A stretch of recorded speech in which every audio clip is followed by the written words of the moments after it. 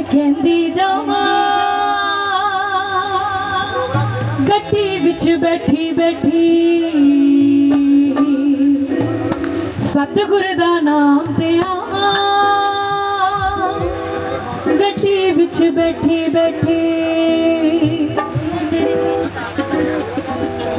मेरे सब गम ते दुखड़े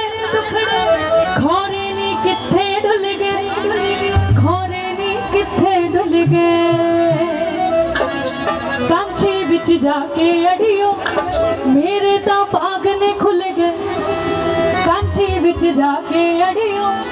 मेरे ता भाग ने खुल गए हो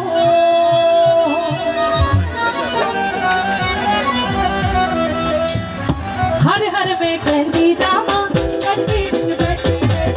हर हर में कहंदी जावां गड्डी विच बैठी बैठी सतगुर दा नाम ते आवां गड्डी विच बैठी बैठी सतगुर दा नाम ते आवां गड्डी विच बैठी बैठी हर हर में कहंदी जावां गड्डी विच बैठी बैठी सतगुर दा नाम ते आवां गड्डी विच बैठी बैठी मेरे सब गम ते दुखड़े खोरे ने किथे डुल गए खोरे ने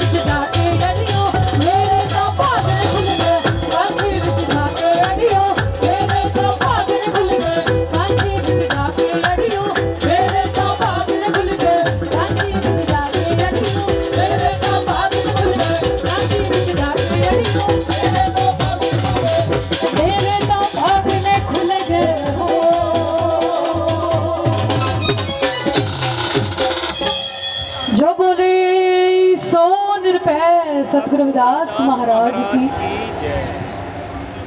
सारे वालों बहुत सारा आशीर्वाद आया जी।